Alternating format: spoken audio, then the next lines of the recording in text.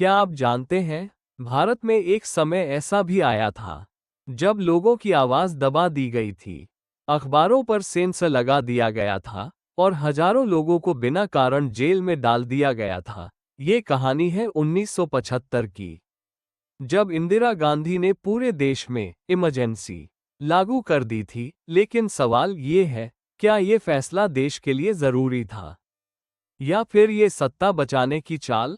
सबसे पहले समझते हैं, इमरजेंसी होती क्या है। भारतीय संविधान के अनुसार अगर देश की सुरक्षा को खतरा हो तो सरकार इमरजेंसी लागू कर सकती है।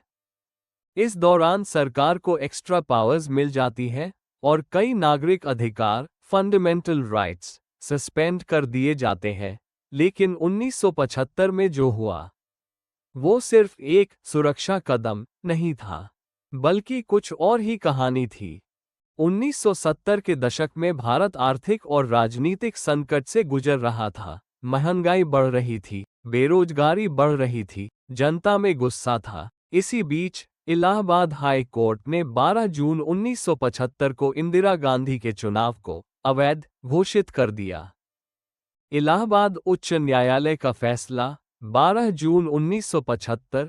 इसका तात्कालिक कारण न्यायमूर्ति जगमोहन लाल सिन्हा का फैसला था, जिसमें इंदिरा गांधी को 1971 के चुनावों में चुनावी कदाचार का दोषी पाया गया, जिससे लोकसभा के लिए उनका चुनाव अमान्य हो गया और उन्हें 6 साल के लिए सार्वजनिक पद धारण करने से प्रतिबंधित कर दिया गया।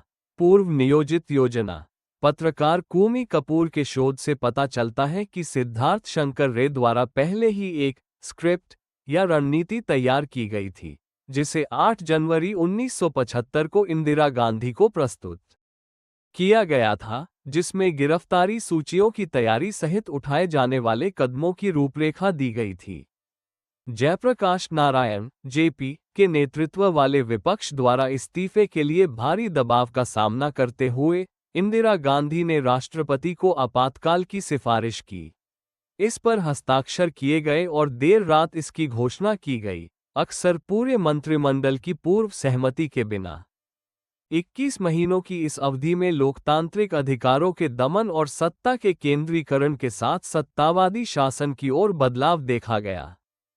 लाखों लोगों की जबरन नसबंदी करवाई गई। इस दौरान आम जनता डर के माहौल में जी रही थी, कोई सरकार के खिलाफ बोल नहीं सकता था। कुछ लोग कहते हैं कि इमरजेंसी के दौरान देश में अनुशासन आया, ट्रेन समय पर चलने लगी, भ्रष्टाचार कम हुआ। लेकिन दूसरी तरफ लोकतंत्र की हत्या हुई, लोगों की आज़ादी छीन ली गई, सरकार ने अपनी शक्ति का गलत इस्तेमाल किया। 21 मार्च 1977 को इमरजेंसी खत्म कर दी गई। इसके बाद चुनाव हुए और इंदिरा गांधी की सरकार हार गई।